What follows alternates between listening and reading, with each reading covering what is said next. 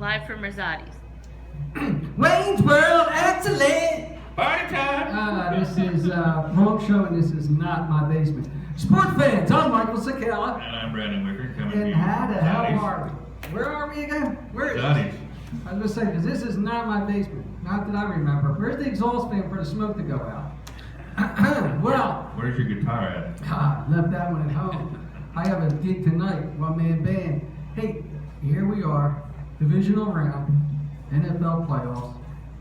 And before we talk about last week, would you say that the 8 teams remaining, they probably are, is it true to say they're the best 8 teams in the league? I think we have the best 8 teams in the entire league. I don't think there's any surprises you got there, and I don't think anybody's not missing from the dance as of this weekend.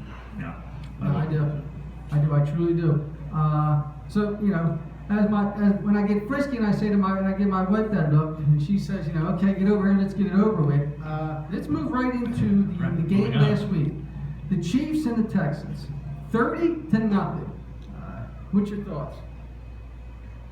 I expected the Chiefs to win. I had them down as winners. A little more often I thought. Let's try 27-13. I might have thought, you know, they just waxed them. I thought Hoyer should have been pulled at halftime, but you know, I'm not saying they still would have won the game. They might have put some points on the board anyway. Yeah, I wonder. Was it an impressive win by the Chiefs, or was it proof that the Texans were a result of a? It was a good win by the Chiefs, but a lackluster performance by Houston also. Well, you added 5 turnovers. You run back the opening kickoff to get the game to go. I don't think that the Texans ever had a shot. I mean, they gave it a good run, but you know, hats off to them for winning their division. But all in all, I think all it did was hype up the Chiefs for going into this weekend, you know, which rightfully so they should be, but I don't think it was the best game. I think the next game, I take it now that we are all going to be pissing in that punch. What do you think about the Bird winning 18-16 over the debacle that happened in Cincinnati? Yeah, no, I drank the punch like I told you, but I have nothing to blame on Andy Dalton. Of course, he never played. I thought A.J. McCarron did a good job. Mm-hmm. I know he thought that he won the game in the fourth quarter until a couple of idiots on his team went back to their thug miss, I guess you want to call it. Yes. It's a hell of a way to lose a game, you know what I mean? Well, I do believe that the better team won, or should I say the undisciplined team lost. I mean, I'll go with that one. From the beginning of the game, it looked like Bird was completely in control of this. Until Big Ben got hurt and was taken out of the game is when it finally lit a spark for the Bengals. But unfortunately, they grabbed their own bucket of water and put their own fire out at the end with the nightmare. Ben doesn't play defense. Just remember that. Yeah, well, that's what I mean. But then it seemed like all of a sudden Ben goes out, like all of a sudden they're re-energized, the crowd's all into it. Yeah, well, AJ Green gets his first playoff touchdown, and the defense is into it, and they're shutting him down, and then it's not like they were walking away. And then they pretty good struggle going on. and I think it's safe to say that they called out what was the guy from Karate Kid, the master? What was that guy's name? I think he came. If I'm not mistaken, I seen him on the sidelines in Pittsburgh, and he did the bench shoulder. Mr. Miyagi? I'm pretty sure Mr. Miyagi came up, took care of that bench shoulder, warmed him all up, got him back out there, and took him down there. And I guess it's obvious that the so-called wink that Mr. Brown gave to let it rain was not really fake, because apparently he's not playing this weekend. He really and truly did get hurt, which is just a shame. That'll be next, but again, I'll just leave with, I'm not saying they would have won with Dalton there, because I saw nothing McCarron did wrong, but there's nothing to blame on him. It's the Cincinnati bowed out again through a channel that we thought had kind of been taken care of, and just reared its ugly head again. Well, I guess for Cincinnati, all hopes next year you'll be right back in the mix again, and you'll probably make it to the playoffs. The next game we see where, should I say, wide left, with the Seahawks winning 10-9 over the Vikings. That was a well-played game on both sides. Yes. Seattle definitely got a gift. Of course, they got a gift last year, if you recall. I think Seattle got a bunch of gifts. I don't like to do flashbacks of my own team, but let's not forget about that time that Romo fumbled up the exchange on their field goal attempt to win the game, and Seahawks provided a victory on another missed field goal. I do think the weather was a big part of that game, and I think it played more into the hands of the Vikings style football than it did for Seattle. It did help to see, for some of us out there who were looking for justice in the court system, with AP fumbling, the abuser did eventually, get his day in court. I'm not going there. And I think it's a shame. The Vikings played a very hard, they played a very smart football game. The game was pretty much in their hands, and unfortunately, this field goal. And you got to feel bad for that kicker. I did read something. I should have got more detail. Apparently, group of first graders wrote him a letter of telling him how much they appreciate him throughout the season and whatnot. Because all the adults were crucifying him, of course. Guess what? Most of those guys come from Buffalo, and they're probably having flashbacks of years past of Super Bowl issues. And then the nightcap on Sunday, we had the Packers 35-18 over the Skins. To me, the game started out a little slow for the Packers, but before you know, Mr. Rodgers and team picked it up. And it didn't hurt that they had 141 yards on the ground running. I think a little bounce to offense goes a long way for him and his offensive team as far as the Packers are concerned. I saw nothing in that game that I didn't expect to see, actually. No, I do. I think they were able to establish a running game, which any offense needs, and it balanced them out and helped them out, and they took over in the fourth quarter. I think the Skins had a very good season, and I would assume next year they're going to be right in the mix again. They're probably going to keep kissing Cousins around. Yeah. I'm hoping RG3 doesn't make he's on his way out the door. And I'm hoping, he was showing packing up his locker and everything. Yeah, let's just hope that his bags don't have a one-way ticket to Texas. I'm not really sure I want that. Cowboys next QB. I'm not sure I want him. I'm not really sure. Well, here we go. Divisional round. Maybe the best week of NFL season. We get 4 top games, 8 best teams in the league, 2 games on Saturday, 2 games on Sunday. I'm not really sure if it gets any better than this. We start off with, this afternoon's game, or should I say Saturday afternoon's game, the Chiefs and the Patriots. I've got the Patriots. You got the Patriots. I think the Chiefs are taking a step in the right direction. Of course, they had their first playoff win since Joe Montana. Do they have the defensive prowess to rattle Brady? Yes, I think Belichick's going to take care of that, and they'll be going through the AFC title game. I agree. I think the battle's going to be which line wins. Does the offensive line of the Patriots give Tommy Boy enough time, whereas the Chiefs' defensive line, which seems to be extremely ferocious and very fast, get to him? To me, I think what Billy and Tommy are going to go do, they're going to have the same plan they had last year in the Super Bowl. Quick outs. I think Julian Edelman is going to be a monster this weekend against them. He's going to be getting those 2 to 5 yard hits and quick strikes. He actually has two little West Welkers. He's got Amendola on one side and Edelman on the other. I think he is. I think they're going to have they're going to hit the quick hits because everybody and their brother, like they always do. It's Gronk. Where's Gronk? Let's hold Gronk. Gronk will get open when he needs to be, but I think he's just going to do his quick hits. The Chiefs will get to him, but I think the problem the Chiefs defense ultimately is going to have is the fact that their offense doesn't stay on the field long enough, and the Chiefs are just going to tire out. I think the biggest problem that Alex faces is I think last week his average pass was 6.9 yards. He's got a problem with deep balls. Yeah, it's not that he can't throw them. It's not designed in their offense. I think the Patriots have a very smart football team as far as from a defensive scheme. They're not the best, but they're very smart. They're going to put Alex in situations that he doesn't want to be in, look for some turnovers and things, but I think at the end of the day, Patriots are going to win simply because their offense is just going to tire out the Chiefs. Patriots tough to beat at home. Yeah, another thing.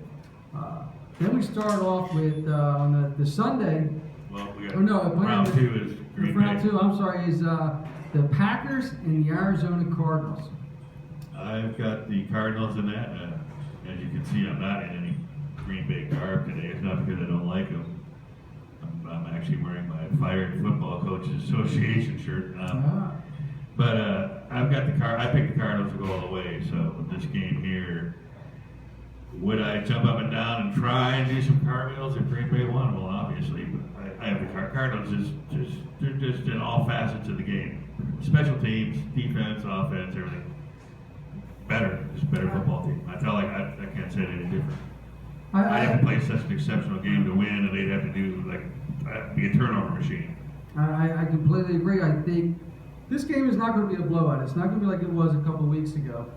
To me, the game's going to be close, and can the Cardinals get back that it factor I was saying throughout the season? I mean, the last week of the season, or last game of the season, getting beat the way they did with the Seahawks, I don't know if they figured there was nothing to gain on this or whatnot. They just were kind of a little bit, out of sync. I think I don't see the Packers getting 141 yards on the ground this week, but I do think Palmer's got a ton of weapons, and he's going to use each and every one of them. And I believe the key to this game is the Cardinals are going to open up and establish a running attack, and they're just a better complete team in all four phases of the game. I will say it will be close, though. It's not going to be the blowout that was. No, I got 27-24, the Cardinals sneaking away, moving on. We may see we may see some Larry Fitzgerald, 80-something yard takeoff, where he'll take it like a slot pass and just take off running like, he does every now and then. But at the end of the day, John Brown whenever you got Rodgers saying hike during the game, there's no way getting around it. Then we go on to probably what I'm calling the fist fight of the playoffs. It's going to be a bloodbath. Seahawks at Carolina.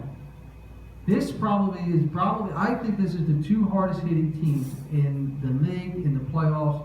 Here, these defenses bring it each and every play. As they have in the past, the Seahawks have had Carolina's number. I look for nothing to change in that aspect. I look for Seahawks to advance.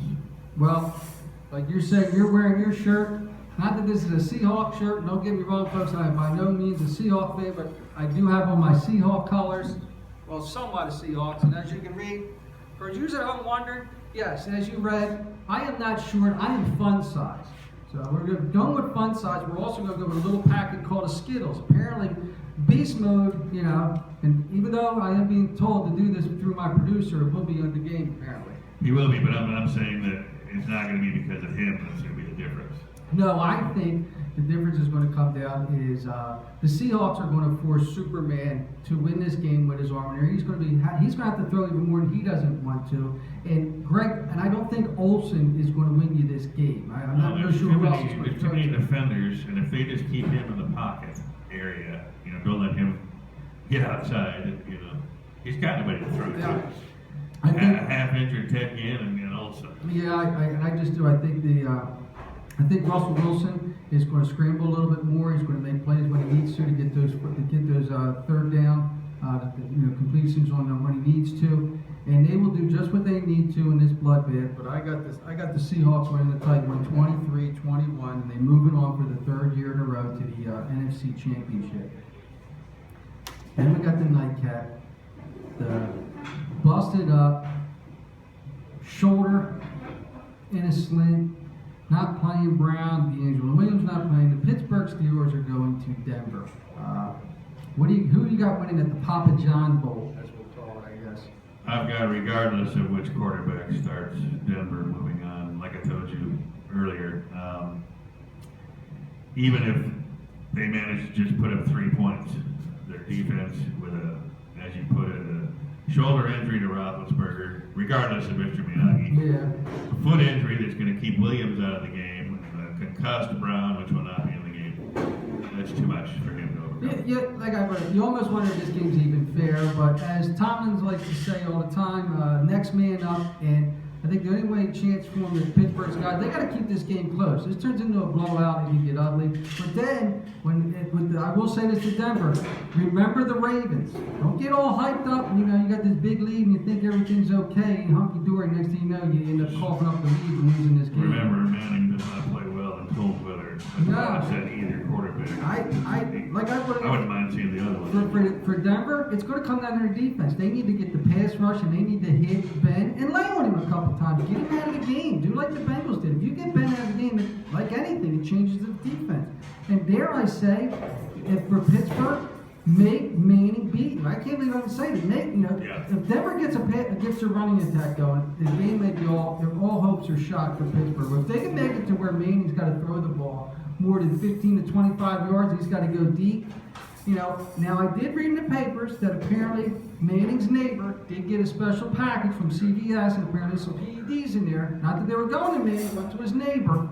You know, but And so he sprinkled them on his Papa John's so we pizza. may have to see, but Took a bite. if you can make Manning throw the ball further than 25 yards, INTs will happen and Pittsburgh got a shot. I just think there's too much defense. I do. I think I got the Broncos. Ben's short some of his weapons. There's just too Yeah. much defense. I got the Broncos winning 31-24 when it's all said and done, simply because there's just too many people out for Pittsburgh, and when you lose Brown, I mean, from what I've seen, the last game he had 18 targets and he had 16 receptions. Yeah, you can't lose production like that and expect to win. But you know, at the end of the day, I think we're gonna have the best. We're gonna have the 4 teams as well. Now, for my shirt, we'll go through the myriad of coaching changes that have taken place. Go ahead.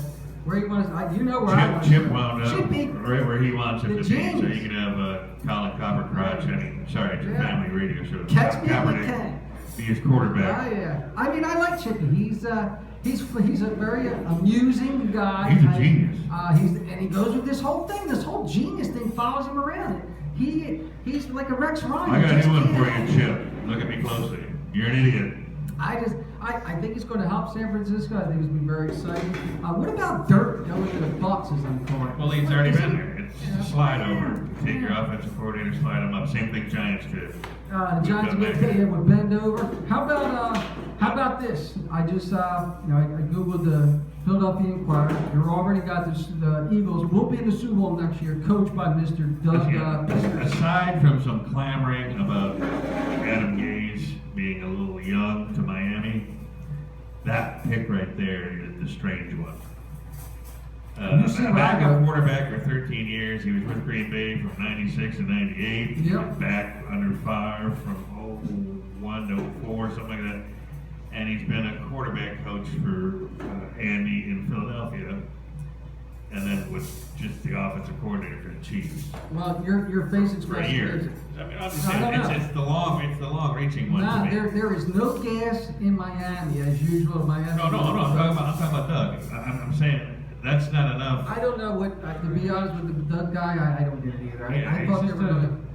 To me, what the Eagles have to offer with regards to the way their team's built already, you need a guy who's going to come in there who is run first mentality and play hard nosed defense. Bring a guy in, maybe a defense coordinator, build up that defense, and just run the friggin' ball. It would have been like Miami sticking with the tight end coach. Yeah. I mean, 'cause, he's been a quarterback coach and then an offensive coordinator for 1 year.